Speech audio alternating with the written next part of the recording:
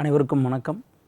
So RRB போட்டித் தேர்வுக்காக பயிற்சி எடுத்துகிட்டு இருக்கக்கூடிய மாணவர்களுக்காக நம்முடைய கல்வி தொலைக்காட்சியில் அறிவியல் பாடத்துக்காக தொடர்ச்சியாக உங்களுக்கு முந்தைய வினாக்கள் ஆர்ஆர்பியில் குரூப் டியில் முந்தைய வினாக்கள் முந்தைய தேர்வுகளில் கேட்கப்பட்ட வினாக்களுக்கு எல்லாமே நம்ம வந்து டிஸ்கஸ் பார்த்துட்ருக்கோம்.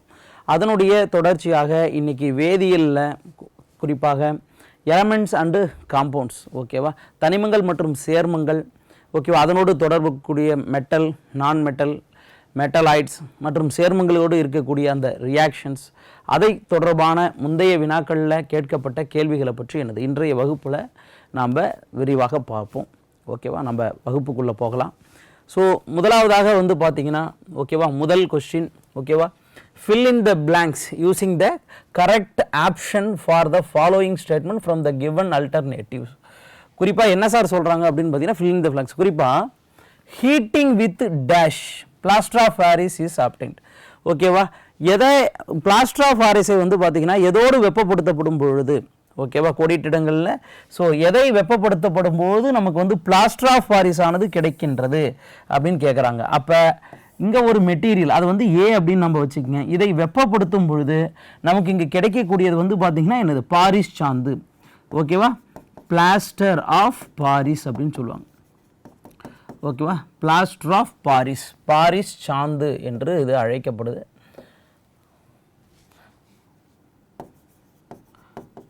பாரிஸ் சாந்து, பிளாஸ்டர் ஆஃப் பாரிஸ். குறிப்பாக வந்து பார்த்திங்கன்னா இந்த பிளாஸ்டர் ஆஃப் பாரிஸ் அப்படின்னா என்ன அப்படின்றத நமக்கு முதல்ல தெரிஞ்சிருக்கணும். அப்படி தெரிஞ்சால் மட்டும்தான் இங்கே கீழே கொடுத்துருக்கக்கூடிய பொருட்களில் நமக்கு எதிலிருந்து கிடைச்சிருக்கு அப்படின்றத நம்ம தெரிஞ்சுக்க முடியும். குறிப்பாக பிளாஸ்டர் ஆஃப் பாரிஸ் அப்படின்னா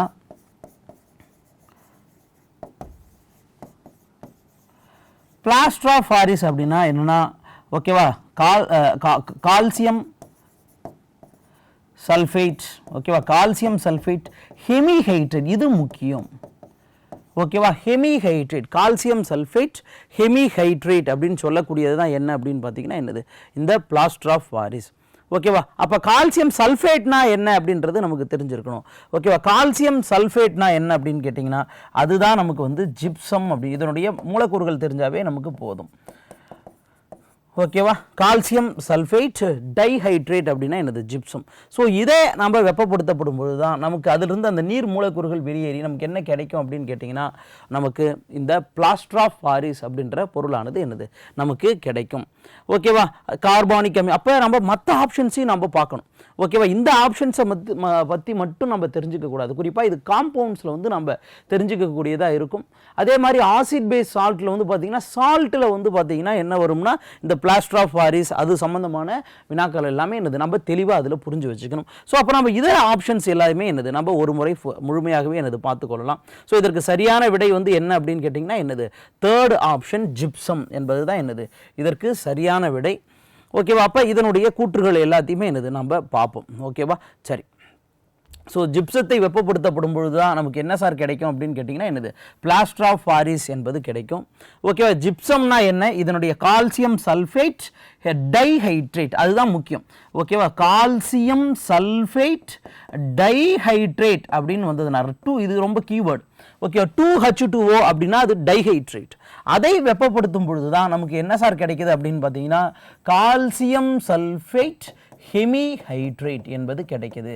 ஓகேவா, ரொம்ப ரொம்ப முக்கியமானது. குறிப்பாக எத்தனை டிகிரி வெப்பநிலை அப்படின்னு பார்த்தீங்கன்னா 100லிருந்து 120 டிகிரி செல்சியஸ் வெப்பநிலையில் வெப்பப்படுத்தப்படும் பொழுது நமக்கு வந்து இந்த ஜிப்சம் என்ற அந்த பொருளிலிருந்து நமக்கு வந்து என்னது கால்சியம் சல்ஃபேட் ஹெமிஹைட்ரேட் கிடைக்குது.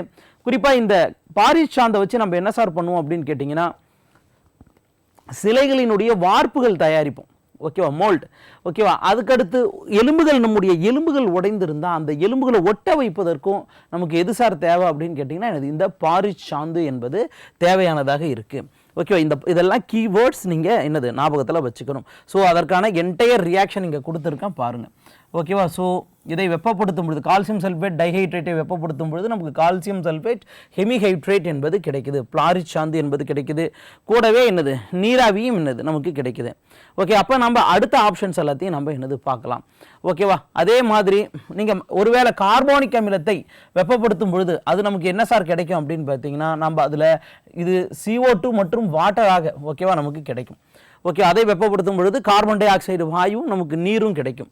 அதே பேக்கிங் சோடா அப்படின்னா சோடியம் பைகார்பனேட் அப்படின்னு அர்த்தம். சோடியம் பைகார்பனேட், ஓகேவா, சோடியம் பைகார்பனேட், ஓகேவா, சோடியம் பைகார்பனேட். ஸோ இதை வெப்பப்படுத்தும் பொழுது நமக்கு என்ன சார் கிடைக்கும் அப்படின்னு கேட்டிங்கன்னா சோடியம் கார்பனேட்டும் CO2 வாயும் கிடைக்கும். சோடியம் கார்பன் Na2 CO3யும், ஓகேவா, அதுக்கடுத்து வந்து என்னது CO2 வாயும் என்னது நமக்கு கிடைக்கும். அதுக்கடுத்து கால்சியம் கார்பனேட், ஓகேவா, கால்சியம் கார்பனேட்டை நமக்கு வெப்பப்படுத்தும் பொழுது நமக்கு என்ன சார் கிடைக்குது அப்படின்னு கேட்டிங்கன்னா ஓகேவா சுட்ட சுண்ணாம்பும், ஓகேவா, CO2வும் கிடைக்கும். குறிப்பாக கால்சியம் ஆக்சைடு ப்ளஸ், ஓகேவா, கால்சியம் ஆக்சைடு ப்ளஸ் CO2 என்பது என்னது நமக்கு கிடைக்கும். ஓகேவா. ஸோ இப்போ இதனுடைய ஆப்ஷன்ஸ் எல்லாமே என்ன பண்ணணும் அப்படின்னா என்னது நீங்கள் முழுமையாக தெரிஞ்சு வச்சுக்கணும். ரொம்ப ரொம்ப இம்பார்ட்டன்ட். ஏன்னா பாரிச்சாந்துனா அதில் மட்டுமே கேள்வி கேட்பாங்க அப்படின்னு நீங்கள் நினச்சிடக்கூடாது. அதனோடு தொடர்பில் இருக்கக்கூடிய அந்த ஆப்ஷன்ஸை பற்றி என்னது நீங்கள் தெரிஞ்சுக்கணும். குறிப்பாக வந்து பார்த்தீங்கன்னா இந்த ஒரு இன்ஃபர்மேஷன், குறிப்பாக இந்த சோடியம் பைகார்பனேட்டோடு, ஓகேவா, NaHCO3, ஓகேவா, இது வந்து என்னது ஒரு உப்பு, இது கூட டார்டாரிக் அமிலத்தை சேர்த்திங்கன்னா, ஓகே, குறிப்பாக திராட்சையிலிருந்து, திராட்சை, ஓகேவா, புளி, ஓகேவா, புளினா டாமரின், ஓகேவா, அதிலிருந்து கிடைக்கக்கூடிய, ஓகேவா, டாமரின்லேருந்து கிடைக்கக்கூடிய டார்டாரிக் ஆசிட், டார்டாரிக் ஆசிட், ஓகேவா, இதோடு சேர்த்தா நமக்கு என்ன சார் கிடைக்கும்னா பேக்கிங் பவுடர் என்பது கிடைக்கும். ஓகேவா, பேக்கிங் பவுடர் கிடைக்கும். ஓகேவா, இதெல்லாம் ரொம்ப ரொம்ப இம்பார்ட்டன்ட். KING, பேக்கிங் பவுடர் என்பது கிடைக்கும். ஓகே, இதெல்லாம் நீங்கள் கீ டெர்மினாலஜி பார்த்துக்கணும். ஓகேவா, சோடியம் பைகார்பனேட்டையும் டார்டாரிக் அமிலத்தையும் நாம் ஒன்றாக சேர்க்கும் பொழுது நமக்கு பேக்கிங் பவுடர் கிடைக்கும். டார்டாரிக் அமிலம், ஓகேவா, டார்டாரிக் அமிலம், இது ரொம்ப ரொம்ப இம்பார்ட்டண்டான விஷயம். இதை நீங்கள் என்னது தெளிவாக புரிஞ்சு கொள்ளணும். ஓகேவா, நம்ம அடுத்த கேள்விக்கு போகலாம். ஓகேவா, elements in modern periodic table are arranged in how many periods அப்படின்னு கேட்குறோம்.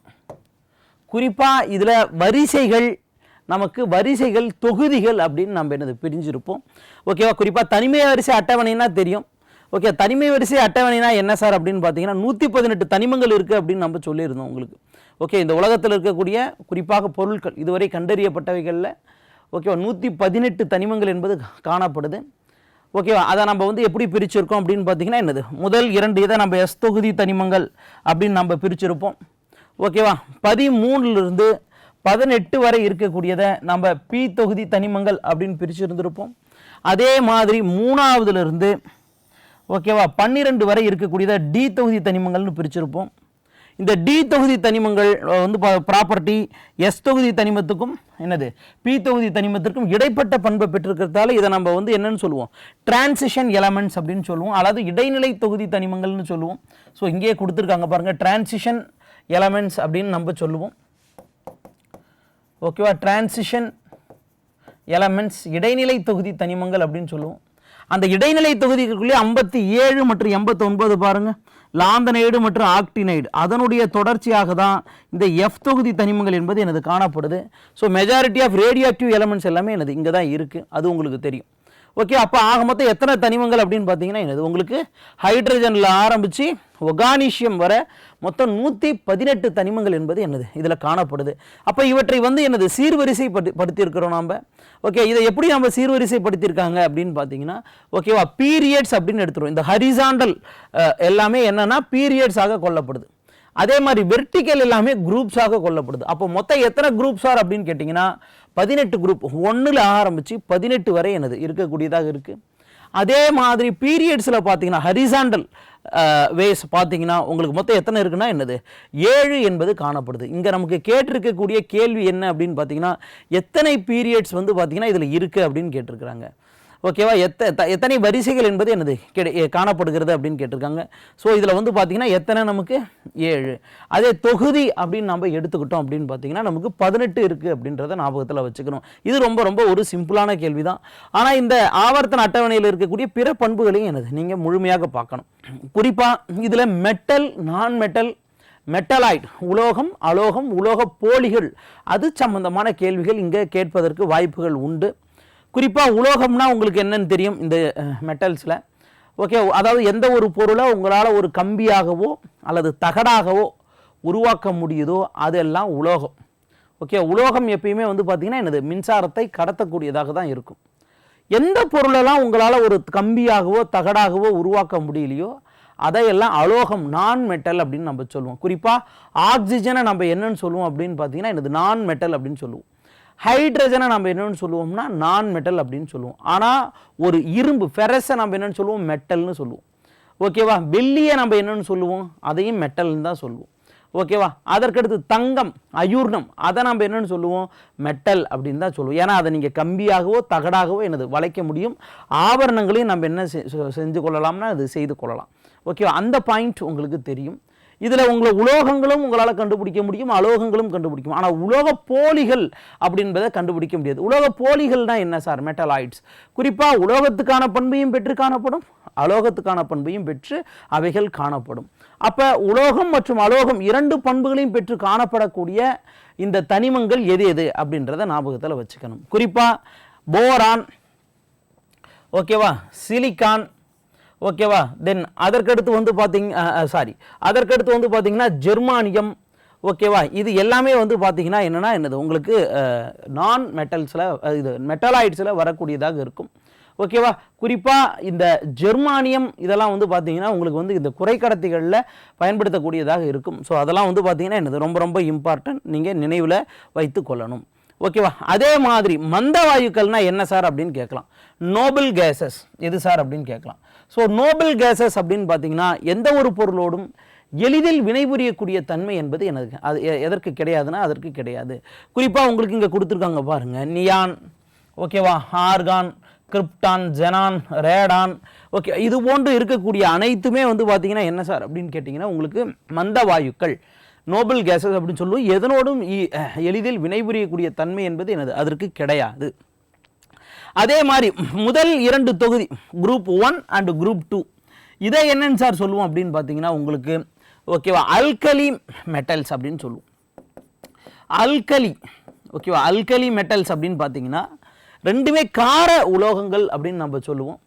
எதுக்காக சார் காரம் அப்படின்னு நம்ம சொல்கிறோம் அப்படின்னு கேட்டோம்னா இதனுடைய பண்பே வந்து பார்த்தீங்கன்னா இப்படி பேசிக் இன் நேச்சர். ஆசிட் பேஸ்லாம் நம்ம பார்த்துருப்போம். ஓகேவா, அதில் குறிப்பாக இந்த ஆசிட் பேஸை வந்து நம்ம அடையாளம் காண்பதற்கு வந்து பார்த்திங்கன்னா என்ன சோதனை எடுப்போம் காமனாக அப்படின்னு பார்த்தீங்கன்னா லிட்மஸ் பேப்பர் சோதனை என்பதை எடுப்போம். குறிப்பாக லிட்மஸ் பேப்பர் சோதனையில் ப்ளூ கலர் ரெட் கலராக மாறினா அதுக்கு பேர் ஆசிட். ஓகே, அதனுடைய தன்மையே அமிலத்தன்மை. அதே ரெட் கலர் ப்ளூ கலராக மாறினதுன்னா அதுக்கு பேர் தான் பேஸ். ஓகே, அப்போ இந்த 2 தனிமங்களும் குறிப்பாக lithium, sodium, okay, magnesium, calcium, ஓகேவா, பேரியம், இது எல்லாமே வந்து பார்த்தீங்கன்னா முதல் 2 தொகுதி மட்டும், ஓகே, குரூப் 1 அண்ட் குரூப் 2 மட்டும் சொல்கிறேன். இவைகள் ஓகேவா லிட்மஸ் பேப்பர் சோதனையில் ரெட் கலரை என்னவா மாற்றுதுன்னா ப்ளூ கலராக மாற்றுது. அதனால் இவைகள் காரத்தன்மையை கொண்டதாக காணப்படுது. ஸோ அதனால் நாம் வந்து இதுக்கு வந்து நம்ம என்னன்னு சொல்கிறோம் அப்படின்னு பார்த்தீங்கன்னா அல்கலி மெட்டல்ஸ் அப்படின்னு நம்ம சொல்கிறோம். குறிப்பாக இதில் 2வது தொகுதியில் இருக்கக்கூடிய இந்த தனிமங்கள் எல்லாமே இயற்கையிலேயே பூமியிலேயே அதிக அளவு கிடைக்குது. அதனால் நாம் அதை அல்கலி எர்த் மெட்டல்ஸ் அப்படின்னு சொல்கிறோம், கார மண் உலோகங்கள் அப்படின்னு நம்ம சொல்கிறோம். ஓகேவா, இதெல்லாம் ரொம்ப ரொம்ப இம்பார்ட்டண்டான பாயிண்ட்டு. அதே மாதிரி மெட்டல் நான் சொல்லியிருக்கேன், அதே மாதிரி நான் மெட்டல் அப்படின்னு சொல்லியிருக்கேன். அப்போ மெட்டலில் வந்து பார்த்தீங்கன்னா உங்களுக்கு திரவ நிலையில் இருக்கக்கூடிய மெட்டல் எதுன்னு கேட்டிருக்காங்க. அதே மாதிரி திரவ நிலையில் இருக்கக்கூடிய நான் மெட்டல் எது அப்படின்னு கேட்டிருக்கிறாங்க. ஓகே, அப்போ திரவ நிலையில் இருக்கக்கூடிய மெட்டல் உலோகம் எது அப்படின்னு கேட்டிங்கன்னா உங்களுக்கு வந்து நம்ம மெர்க்குரியை நம்ம சொல்லலாம். குறிப்பாக தெர்மோமீட்டர்களில் நம்ம பயன்படுத்தக்கூடிய மெர்க்குரி. அதே மாதிரி திரவ நிலையில் இருக்கக்கூடிய அலோகம் நான் மெட்டல் எது அப்படின்னு கேட்டிங்கன்னா நம்ம புரோமினை நம்ம உதாரணமாக சொல்லலாம். இது அடிக்கடி கேட்கக்கூடிய கேள்வி. அலோகங்கள் எல்லாமே வந்து பார்த்தீங்கன்னா எப்படி இருக்கும்னா மின்சாரத்தை கடத்தாத தன்மை கொண்டு காணப்படும். ஓகேவா, ஏன்னா அதை கம்பியாவோ தகடாகவோ உங்களால் உருவாக்க முடியாது. ஆனால் மின்சாரத்தை கடத்தக்கூடிய ஒரே ஒரு நான் மெட்டல் அலோகம் எது அப்படின்னு கேட்டிங்கன்னா அது கிராஃபைட். அது உங்களுக்கு தெரிஞ்சிருக்கணும். ஓகேவா, குறிப்பாக கடினத்தன்மையை பொறுத்தளவில் நான் மெட்டலில் வந்து பார்த்தீங்கன்னா எதுவுமே இருக்கக்கூடிய நான் மெட்டல் இப்போ கார்பனாக ஆக்சிஜனாக இருக்கட்டும், ஓகேவா, ஹைட்ரஜனாக இருக்கட்டும், இதெல்லாம் வந்து பார்த்தீங்கன்னா ரொம்ப ஹார்டாக இருக்கக்கூடியது. ஆனால் ஹார்ட்னஸோடு இருக்கக்கூடியது, அடர்த்தி அதிகமாக இருக்கக்கூடிய ஒரே ஒரு நான் மெட்டல் எது அப்படின்னு கேட்டிங்கன்னா அது வந்து என்னது உங்களுக்கு டைமண்ட், வைரத்தை நம்ம சொல்லுவோம். இதெல்லாம் ரொம்ப ரொம்ப முக்கியமானவைகள். குறிப்பாக வந்து பார்த்தீங்கன்னா இதிலே கதிரியக்கத்தன்மை கொண்டவைகள் எது அப்படின்னு கேட்பாங்க. குறிப்பாக அமெரிசியம், கலிஃபோர்னியம், ஓகேவா, அதே மாதிரி வந்து பார்த்தீங்கன்னா உங்களுக்கு யுரேனியம் 92, தோரியம், ஓகே, இது எல்லாமே வந்து பார்த்தீங்கன்னா என்னது கதிரியக்கத்தன்மை கொண்டவைகளாக காணப்படுகின்றது. ஓகேவா, குறிப்பாக அமெரிசியம் அதெல்லாம் வந்து பார்த்தீங்கன்னா குறிப்பாக இதனுடைய ஐசோடோப்புகளை பார்த்தீங்கன்னா நமக்கு எதில் சார் பயன்படுத்தப்படும் அப்படின்னா குறிப்பாக உங்கள் தொழிற்சாலைகளில் வந்து பார்த்திங்கன்னா என்னது உங்களுக்கு புகை, குறிப்பாக தொழிற்சாலைகளில் உங்களுக்கு தீப்பற்றி கொண்டால் அதிலிருந்து வெளிவரக்கூடிய அந்த புகையை கண்டுணரக்கூடிய கருவிகளில் என்னது பயன்படுகின்றது. ஓகேவா, அப்போ நீங்கள் என்ன பண்ணணும் அப்படின்னு பார்த்தீங்கன்னா இந்த பீரியாடிக் டேபிளில் எது எதெல்லாம் பெக்கூலியராக இருக்கோ அதையெல்லாம் என்ன பண்ணணும் அப்படின்னு கேட்டிங்கன்னா தெளிவாக படித்து வச்சுக்கணும். ஓகேவா, இதிலிருந்து கேள்விகள் கேட்பதற்கு அதிகமான வாய்ப்புகள் என்பது என்னது உண்டு. கண்டிப்பாக இந்த பீரியாடிக் டேபிள் அதனுடைய அம்சங்கள், ஓகே, அதனுடைய வரலாறு, எவல்யூஷன், இது எல்லாமே வந்து பார்த்திங்கன்னா என்னது கேட்பாங்க. அதை பற்றிய அறிவு நமக்கு என்னது கண்டிப்பாக வேண்டும். ஓகேவா, கன்ஃபார்மாக ஒரு கொஷின் நமக்கு இதிலிருந்து கண்டிப்பாக என்னது வரும். ஸோ அதனால் இதை படிச்சுக்கோங்க. ஓகேவா, அதற்கு அடுத்து 3வது கேள்விக்கு நம்ம போகலாம். 3வது கேள்வி என்ன சார் அப்படின்னு பார்த்தீங்கன்னா heating of ores in absence of oxygen is called what? ஓகேவா, ஆக்சிஜன் இல்லாத சூழ்நிலையில் ஓகேவா இந்த தனிமங்களினுடைய தாதுக்களை வந்து பார்த்தீங்கன்னா சூடுபடுத்தக்கூடிய அந்த செயல்பாட்டுக்கு பெயர் என்ன அப்படின்னு கேட்குறாங்க. குறிப்பாக வந்து பார்த்தீங்கன்னா எக்ஸ்ட்ராக்ஷனா, ஓகேவா, ரோஸ்டிங்கா, கால்சினேஷனா, கரோஷனா. எக்ஸ்ட்ராக்ஷன்னா பிரித்தெடுத்தல், ஓகே, கால்சினேஷன்னா என்னது அதுக்கு பேரே அப்படி தான், காற்றில்லா சூழ்நிலையில் சூடுபடுத்தல். இது 8 கால் பூச்சிக்கு எத்தனை கால் அப்படின்ற மாதிரி தான் இந்த கேள்வி. ஓகேவா, அதற்கடுத்து வந்து பார்த்தீங்கன்னா காற்று, ரோஸ்டிங் மீன்ஸ் காற்றுள்ள சூழ்நிலையில் சூடுபடுத்துதல். அதுக்கடுத்து கொரோஷன்னா என்னென்னா அரிமானம். ஓகேவா, இந்த ப்ராசஸ் எல்லாமே என்னென்ன அப்படின்றத பற்றி என்னது நம்ம முழுமையாக பார்த்துருவோம். ஸோ இதற்கான விடை உங்களுக்கு வந்து என்னது ஈஸியாகவே தெரிஞ்சிடும். ஸோ எது அப்படின்னு பார்த்தீங்கன்னா என்னது கால்சினேஷன் என்பது தான். பட் இதனுடைய ஆப்ஷன்ஸ் எல்லாமே என்ன பண்ணலாம் அப்படின்னா என்னது நம்ம டிஸ்கஸ் பண்ணலாம். ஸோ வாட் இஸ் கால்சினேஷன் அப்படின்னு பார்க்கணும். ஓகேவா, what is calcination? Calcination is the process in which the ore is heated in high temperature in the absence of oxygen. ஓகேவா, காற்றில்லாத சூழலில் ஓகேவா தனிமத்தின் தாதுக்களை சூடுபடுத்தக்கூடிய அந்த செயல்பாட்டுக்கு பேர் தான் என்னன்னா கால்சினேஷன். ஓகேவா, கால்சினேஷன் ரொம்ப ரொம்ப இம்பார்ட்டன்ட். ஓகேவா, கால்சினேஷன் குறிப்பாக இது எதற்காக அப்படி பண்ணுறோம் அப்படின்னு கேட்டிங்கன்னா okay to remove volatile substance such as water and carbon dioxide. அப்போ அந்த தனிமங்களில் இருக்கக்கூடிய நீர் பொருட்கள், CO2 போன்ற படிமங்கள், இதை எல்லாத்தையும் நம்ம என்ன பண்ணணும், அதை விட்டு வெளியேற்றணும். அதற்காக தான் நம்ம என்ன பண்ணுறோம்னா காற்றில்லாத சூழ்நிலையில் நாம் வந்து என்னது இதை செய்கிறோம். ஓகேவா, அப்போ குறிப்பாக இது எந்தெந்த ஓர்கள், எந்தெந்த வகையான ஓர்கள் வந்து பார்த்தீங்கன்னா தாதுக்கள் இதில் பயன்படுத்தப்படுது அப்படின்னு பார்த்தீங்கன்னா கார்பனேட் வகையான தாதுக்கள் மற்றும் ஹைட்ரேட் வகையான தாதுக்கள் என்னது இதில் பயன்படுத்தப்படுகின்றது. ஓகேவா, குறிப்பாக இதை பற்றி நம்ம முழுமையாக பார்க்கலாம். குறிப்பாக இந்த மாதிரியான வினைகள் கால்சியம் ஆக்சைடு, மெட்டல் ஆக்சைடு போன்றவைகள், ஓகே, அவற்றை பிரித்தெடுப்பதில் வந்து பார்த்தீங்கன்னா என்னது இந்த மாதிரியான கால்சினேஷன் மெத்தடில் வந்து பார்த்திங்கன்னா என்னது நாம் தனிமங்களினுடைய தாதுக்களை நம்ம என்ன பண்ண முடியும், தனியாக பிரித்தெடுக்க முடியும். ஸோ உதாரணமாக கால்சினேஷன் ப்ராசஸ்க்கு என்னது எடுத்துக்காட்டு எழுதிக்கிங்க. கால்சியம் கார்பனேட்டிலிருந்து கால்சியம் ஆக்சைடை என்ன பண்ணுறோம் அப்படின்னா என்னது வெப்பப்படுத்தி நம்ம வந்து தனியாக பிரித்தெடுக்கிறோம். ஸோ அந்த சூழலில் என்ன இருக்காதுன்னா காற்று என்பது இருக்காது. ஓகே, அப்போ கால்சியம் கார்பனேட்டிலிருந்து CO2 தனியாக வருது. நம்ம ஆல்ரெடி பார்த்தோம் இல்லையா, இதிலிருந்து நீரையோ அல்லது கால்சியம் கார்பன் டை ஆக்சைடு போன்ற பொருட்களை வெளியேற்றுவதற்காக தான் நம்ம என்ன பண்றோம் அப்படின்னு கேட்டிங்கன்னா இந்த தாதுக்களை நம்ம காற்றில்லாத சூழல்ல நம்ம என்ன பண்றோம்னா என்னது வெப்பப்படுத்துறோம். ஓகேவா, இது ரொம்ப ரொம்ப இம்பார்ட்டன்ட். ஓகேவா, கால்சினேஷன் ப்ராசஸ். ஓகேவா, ஸோ இதை முழுமையாக நீங்க பாருங்க. ஓகேவா, அதற்கடுத்து ஸோ அதை பற்றிய விளைவுகளை தான் நான் இங்கே கொடுத்துருக்கேன். ஓகேவா, ரொம்ப ரொம்ப இம்பார்ட்டன்ட். குறிப்பாக மெட்டல் ஆக்சைடு பிரித்தெடுப்பதற்குரிய வினைகளில் என்னது இந்த கால்சினேஷன் செயல்பாடு என்பது வந்து பார்த்தீங்கன்னா நமக்கு பயன்படக்கூடியதாக இருக்குது. இது ரொம்ப ரொம்ப இம்பார்ட்டன்ட் பாயிண்ட். உலோக ஆக்சைடுகளை ஓகேவா ஒரு சேர்மத்திலிருந்து உலோக ஆக்சைடுகளை நீங்கள் பிரித்தெடுக்கிறீங்கன்னா அந்த செயல்பாட்டில் என்ன தான் இருக்கும்னா இந்த கால்சினேஷன் ப்ராசஸ் தான் இருக்கும். ஓகேவா, அது ரொம்ப ரொம்ப இம்பார்ட்டன்ட். ஓகேவா, இது கீவேர்டு. ஓகேவா, ஞாபகத்தில் வச்சுக்கிங்க. அடுத்ததாக வந்து பார்த்தீங்கன்னா நம்ம மற்ற 4வது கொஷின்ஸை வந்து என்னது நம்ம பார்ப்போம்.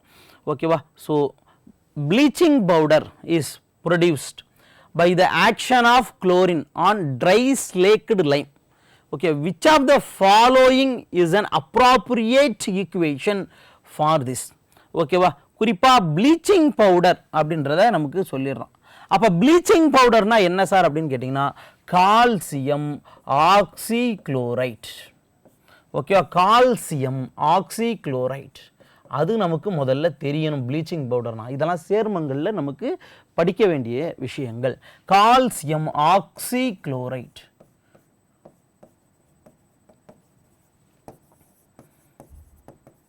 ஒன்றும் இல்லை, இந்த கேள்விகளில் ஈக்குவேஷனை வந்து ஈக்குவேட் பண்ண சொல்லுவாங்க உங்களுக்கு. இங்கே எல்லாமே உங்களுக்கு கால்சியம் ஆக்சைடு தான் கிடைக்குது. பட் இங்கே ப்ராடக்ட்ஸ் குறிப்பாக ரியாக்டன்ட்னு சொல்லுவோம். இதை ஃபுல்லாகவே நம்ம என்னென்னு சொல்லுவோம்னா ரியாக்டன்ட்னு சொல்லுவோம். இதை ஃபுல்லாக என்னென்னு சொல்லுவோம்னா ப்ராடக்ட் அப்படின்னு சொல்லுவோம். அப்போ நமக்கு கிடைச்சிருக்கிறது இங்கே என்னென்னா ப்ளீச்சிங். அப்போ ப்ராடக்ட்டில் நமக்கு என்ன இருக்குன்னா கால்சியம் ஆக்சிக்ளோரைட் நமக்கு கிடைச்சிருக்கு. ஓகே, அப்போ என்னென்ன ப்ராடக்டாக இருக்கும் அப்படின்றத நீங்கள் பார்க்கணும். ஓகேவா, ஸோ கால்சியம் ஆக்சிக்ளோரைடு என்பதையும் நம்ம என்னென்னு சொல்லுவோம்னா அதுவும் ஒரு வகையான உப்பு தான். ஓகேவா, அதுவும் என்னது ஒரு வகையான உப்பு தான். குறிப்பாக இதை ரெண்டையும் என்ன பண்ணணும்னா நீங்கள் ஈக்குவேட் பண்ணணும். எப்படி அப்படின்றத நீங்கள் பார்க்கணும். ஓகேவா, குறிப்பாக இதற்கான செயல்பாடுகளை நம்ம முழுமையாக பார்ப்போம். ஓகேவா, கால்சியம் ஆக்சிக்ளோரைட். ஓகேவா, குறிப்பாக நீங்கள் இந்த விஷயத்தை பார்க்கணும். ஓகே, இதை ஃபுல்லாகவே நம்ம பார்க்கலாம். நம்ம அதற்கு முன்னால் இங்கேயே நம்ம ஈக்குவேட் பண்ணி பார்க்கலாம். ஓகேவா, இப்போ கால்சியம் ஹைட்ராக்சைடு என்ற ஒரு பேஸ் காரம் இருக்குது. இங்கே வந்து என்ன இருக்குது, 2 குளோரைன் என்ற அணுக்கள் வந்து என்னது காணப்படுது. அப்போ இது 2 இணைந்தா நமக்கு இங்கே என்ன சார் வரும் அப்படின்றத நம்ம பார்க்கணும். ஓகேவா, இணைந்தா எப்படி வரும் அப்படின்னு பார்த்தீங்கன்னா உங்களுக்கு கால்சியம் இருக்குது. நம்ம இந்த ரியாக்டண்ட்டை வச்சு மட்டும் பார்க்கலாம். ஓகேவா, கால்சியம் ஹைட்ராக்சைடு 2. அப்போ கால்சியம் டைஹைட்ராக்சைடுன்னு வச்சுக்கலாம். இதை வந்து நம்ம என்னன்னு சொல்லலாம், என்னது 2 குளோரைடுகள். ஓகேவா, 2 குளோரின் என்பது என்னது காணப்படுது அப்படின்றத சொல்லலாம். ஓகே, அப்போ இது ரெண்டும் இணைந்து நமக்கு என்ன சார் கிடைக்குது அப்படின்னு பார்த்தீங்கன்னா கால்சியம் ஓகேவா ஆக்சி குளோரைடு என்பது கிடைக்குது. கூட வந்து என்ன சார் கிடைக்குது அப்படின்னு பார்த்தீங்கன்னா என்னது H2O என்பது கிடைக்குது அப்படின்னு போட்டிருக்காங்க. ஓகேவா, இந்த ரியாக்ஷன். ரெண்டாவது ரியாக்ஷன்லேயும் உங்களுக்கு வந்து பார்த்தீங்கன்னா Cl. ஏன்னா இங்கே வந்து குளோரின் என்பது வந்து பார்த்தீங்கன்னா தனிமையாக கிடைக்குமா அப்படின்னு பார்த்தீங்கன்னா என்னது கிடையாது. அப்போ எப்படி கிடைக்கும், Cl2 ஆக என்னது உங்களுக்கு கிடைக்கும். ஓகே, இந்த சூழலில் தான் என்னது கிடைக்கும்னா உங்களுக்கு குளோரின் என்பது கிடைக்கும். அப்போ இதற்கான சரியான விடை எது அப்படின்னு பார்த்தீங்கன்னா ஓகேவா கால்சியம் ஆக்சி டைஹைட்ராக்சைடு அண்டு Cl2. ஓகேவா, Cl2 அதுதான் என்னவா வரும்னா கால்சியம் ஆக்சிக்ளோரைடாக வரும். ஏன்னா 2Cl என்பது நிலைப்புத்தன்மை கொண்டதல்ல, Cl2 என்பது தான் என்னது இதனுடைய இது. ஓகேவா, இதை விட என்னது இந்த ஸ்டேட்டில் தான் எப்படி இருக்கும்னா உங்களுக்கு குளோரின் அணுக்கள் வந்து பார்த்தீங்கன்னா என்னது காணப்படும். ஓகேவா, அப்போ நீங்கள் குழம்பிடக்கூடாது அதுவா இதுவா அப்படின்னு, ரெண்டுமே மேட்ச் ஆகிற மாதிரி தான் இருக்கும் உங்களுக்கு. ஓகேவா, சரி, அதுதான் இங்கே கொடுத்துருக்கோம். ஃபுல்லாகவே பார்த்துங்க. கால்சியம் ஹைட்ராக்சைடு குளோரினோடு இணைந்து எதை தருது அப்படின்னா கால்சியம் ஆக்சிக்ளோரைடு என்பது தருது. இதுக்கு பேர் தான் என்னன்னு கேட்டால் ப்ளீச்சிங் பவுடர். ஓகேவா, bleaching powder. Okay, bleaching powder. அதே மாதிரி கால்சியம் டைஹைட்ராக்சைடுக்கு பேர் ஸ்லேக்டு லைம். ஓகே, அதையும் நீங்கள் புரிஞ்சுக்கணும். இதுக்கு பேர் என்னன்னா ஸ்லேக்டு லைம்.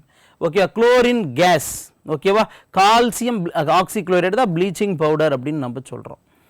ஓகேவா, ஸோ ஆப்ஷன் வந்து பார்த்தீங்கன்னா என்ன சார் அப்படின்னா ஆப்ஷன் என்னது சி தான் இதற்கு சரியான விடை. Option C. ஓகேவா, இந்த கொஷின் முழுமையாக பாருங்கள். ஓகேவா, ரொம்ப ரொம்ப இம்பார்ட்டன்ட். நம்ம அடுத்த கொஷின் போகலாம். ஓகேவா, ஸோ இந்த மாதிரி ஈக்குவேஷன் இதுக்கு முன்னால் நம்ம பார்த்தா அந்த ஈக்குவேஷன் பேஸ்டு சம்ஸ் வந்து பார்த்திங்கன்னா என்னது நமக்கு நிறைய இருக்குது. ஸோ அதை ஃபுல்லாகவே என்னது நம்ம பார்க்கணும். ஓகேவா, தென் 5வது question, the froth flotation method is used for the concentration of which ore? எந்த தாதுவை செறிவூட்டுவதற்கு நுரை மிதப்பு முறை என்பது பயன்படுத்தப்படுது அப்படின்னு கேட்டுறலாம். அப்போ இது எதில் சார் வருது அப்படின்னு கேட்டிங்கன்னா உங்களுக்கு வந்து தாதுக்கள் மினரல்ஸ்லாம் என்னது வரக்கூடிய சாப்டர். ஓகேவா, அப்போ மெர்க்குரியவா சோடியத்தவா சல்ஃபைடவா அல்லது காப்பரா அப்படின்றது உங்களுக்கு தெரிஞ்சிருக்கணும். குறிப்பாக இதில் சல்ஃபைடை வந்து பார்த்திங்கன்னா என்னது செறிவூட்டுவதற்காக இந்த நுரை மிதப்பு முறை என்பது பயன்படுத்தப்படுது. அப்போ இதனுடைய எக்ஸ்ப்ளனேஷன்ஸை ஃபுல்லாகவே என்னது நம்ம பார்க்கலாம். ஓகேவா, சரி, குறிப்பாக ஃப்ரோத் ஃப்ளோட்டேஷன் மெத்தட் அப்படின்னா என்ன சார், நுரை மிதப்பு முறை என்ன சார் அப்படின்னு பார்க்கணும். ஓகேவா. குறிப்பாக நுரை மிதப்பு முறைனா என்னன்னா, the crushed ore is mixed with water and certain chemicals. கண்டிப்பாக அந்த நுரைகளை உருவாக்கக்கூடிய அந்த கெமிக்கல்ஸோடு வந்து பார்த்திங்கன்னா இது அந்த நன்கு அரைக்கப்பட்ட அந்த தனிமம் வந்து பார்த்திங்கன்னா என்னது அதில் சேர்க்கப்படுது, தாதுக்கள் சேர்க்கப்படுது. அதற்கப்புறம் அதில் வந்து பார்த்திங்கன்னா air is bubbled through it. ஓகேவா. இதற்கான வரைபடத்தை நான் இங்கே கொடுத்துருக்கேன். ஓகேவா. ஸோ நன்கு அரைக்கப்பட்ட அந்த தாதுக்களை நம்ம இதில் போட்டுட்டு அதுக்கப்புறம் அதில் நம்ம என்ன பண்ணுறோம்னா ஏர் பபுள்ஸை வந்து என்னது நம்ம கொடுக்குறோம். ஓகே. அப்படி கொடுக்குறப்ப வந்து பார்த்தீங்கன்னா அந்த தாதுக்கள் தனியாக வந்துடும். ஓகேவா. அது தாதுக்களில் வந்து பார்த்தீங்கன்னா அந்த நுரை மிதப்பு முறையின் மூலமாக அங்கே செலுத்தப்படக்கூடிய அந்த நுரையின் மூலமாக அந்த நுரையோடு சேர்ந்து என்ன சார் வந்துடும் அப்படின்னு கேட்டால் என்னது அந்த தாதுக்கள் நமக்கு தனியாக வந்துடும். ஸோ அந்த வழியில் தான் நமக்கு இந்த சல்ஃபைடு தாதுக்கள் என்பவைகள் வந்து பார்த்தீங்கன்னா என்னது தனியாக வந்து விடுகின்றது. சல்ஃபைடு தாதுக்கள் தனியாக வந்து விடுது. ஸோ இங்கே கொடுத்துருக்காங்க பாருங்கள், சல்ஃபைடு ஓர் பார்ட்டிகல்ஸ், சல்ஃபைடு ஓர் பார்ட்டிகல்ஸ். ஓகேவா. இங்கே கொடுக்கக்கூடிய அந்த நுரையின் மூலமாக ஓகேவா அந்த காற்றோடு இணைந்து என்ன பண்ணுது அப்படின்னு பார்த்தீங்கன்னா சல்ஃபைடு தாதுக்கள் தனியாக வருகின்றது. ஓகேவா. ஸோ இதுதான் இம்பார்ட்டன்ட். முதல்ல போட்டுடுறோம், அதுக்கப்புறம் அதனுடைய நீர், அதற்கப்புறம் அதை பபிள்ஸை உருவாக்கணும்னா அந்த பபிள்ஸோடு சேர்ந்து எது வருதுன்னா இந்த சல்ஃபைடு தாதுக்கள் என்பது என்னது வருகின்றது. ஸோ அப்போ சல்ஃபைடு தாதுக்களை நாம் கொள்வதற்காக தான், எடுத்துக்கொள்வதற்காக தான், அதை தனியாக பிரிப்பதற்காக தான் என்ன பண்ணுறோம் இந்த நுரை மிதப்பு முறை என்பதை என்னது நாம் பயன்படுத்துகிறோம். அப்போ sulphide ores particles R attached with air bubbles. Okay. And float as froth. Okay. அது நுரைகளாக வந்து பார்த்தீங்கன்னா எனது குமிழிகளோடு சேர்ந்து அது மிதக்கக்கூடியதாக இருக்கும். இது ரொம்ப ரொம்ப இம்பார்ட்டன்ட். ஓகே. என்ன தாதுக்கள்? சல்ஃபைடு தாதுக்கள். ஓகேவா. ரொம்ப ரொம்ப இம்பார்ட்டன்ட். ஸோ இந்த மெத்தடை நீங்கள் ஃபுல்லாகவே என்ன பண்ணிக்கலாம் பார்த்துக்கொள்ளலாம். ஓகேவா. இந்த மெத்தட் வந்து பார்த்தீங்கன்னா it is effective, highly effective for the following ores also. குறிப்பாக zinc blende, okay, copper pyrite, ஓகேவா, துத்தநாகம், ஜிங்க்னா துத்தநாக சல்ஃபைடு தான் அப்படி சொல்கிறாங்க. ஓகேவா. இதில் லெட் சல்ஃபைட். ஓகேவா. கலீனா அப்படின்னா லெட் சல்ஃபைட் அல்லது ஈஎஸ் சல்ஃபைட். இதெல்லாம் அந்த பேரை நல்லா பார்த்துக்கணும் நீங்கள். ஓகேவா. ஜிங்க் பிளண்ட்னா ஜிங்க் சல்ஃபைட், அதை ஞாபகத்தில் வச்சுக்கணும். துத்தநாக சல்ஃபைடு. அப்போ இதிலிருந்து துத்தநாகத்தை நம்ம சல்ஃபைடு தனியாக பிரிக்கணும்னா நாம் இந்த நுரை மிதப்பு முறையை நம்ம பயன்படுத்தி கொள்ளலாம். துத்தநாக சல்ஃபைடு. ஓகே. துத்தநாக சல்ஃபைடு. அதே மாதிரி காப்பர் பைரைட் அப்படின்னா என்ன சார் அப்படின்னு பார்த்தீங்கன்னா காப்பர், இரும்பு அண்டு சல்ஃபர். ஓகே. இது ரெண்டு சல்ஃபைடு, இது மூணுமே சேர்ந்தது தான் என்னன்னு கேட்டிங்கன்னா காப்பர் பைரைட் அப்படின்னு அழைக்குது. கலீனானா லெட் சல்ஃபைட். ஓகேவா. லெட் சல்ஃபைட், ஈஎஸ் சல்ஃபைடு அல்லது லெட் சல்ஃபைடு அப்படின்னு நம்ம சொல்லுவோம்.